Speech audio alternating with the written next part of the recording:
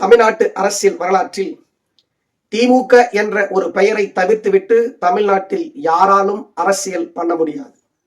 அப்படி திமுகவுடைய பெயரை சொன்னாதான் அந்த கட்சிகளுக்கு அரசியல் பொழப்பு நடத்த முடியும்னா திமுகவின் பெயரை தாராளமாக சொல்லிக்கொண்டே இருக்கட்டும். தமிழ்நாட்டில் யார் அரசியல் கட்சி தொடங்கினாலும் அவங்க எல்லாம் சொல்றது என்னன்னா, திமுகவை அழித்து விடுவேன், ஒழித்து விடுவேன், திமுகவை ஆட்சியிலிருந்து அகற்றி விடுவேன், இனிமேல் திமுகவுக்கு சரிவுதான் இப்படி என்றெல்லாம் தொடர்ந்து 70 ஆண்டுகளாக சொல்லிக்கொண்டே இருக்கிறார்கள். திராவிட முன்னேற்ற கழகத்தை அழிக்க நினைத்தால் அவர்கள் அழிந்து போவார்கள் என்பது வரலாறு.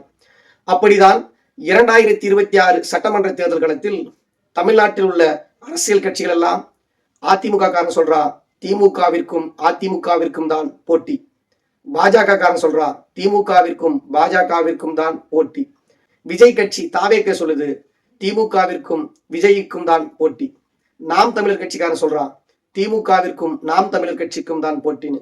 இப்படி எல்லோரும் திமுகவிற்கும் அவர்களுக்கும் தான் போட்டி என்று சொல்லிக் கொண்டிருக்கின்றார்கள். ஆனால் திமுக சொல்கிறது தமிழ்நாட்டின் திமுகவின் எதிரியை திமுக தான் முடிவு செய்ய வேண்டும் என்று. அப்படிப்பட்ட ஒரு மகத்தான ஆளுமை மிக்க மக்களால் ஏற்றுக்கொள்ளப்பட்ட திராவிட முன்னேற்ற கழகம் என்கின்ற இந்த ஆலமரம் எந்த சலசலப்புக்கும் அஞ்சாத ஒரு மகத்தான இயக்கம். 2026 சட்டமன்ற தேர்தலில் தனித்தனியாக வந்தாலும் சரி, அனைவரும் ஒட்டுமொத்தமாக சேர்ந்து திமுகவை எதிர்த்தாலும் சரி, திமுகவின் வெற்றியை யாராலும் தடுக்க முடியாது.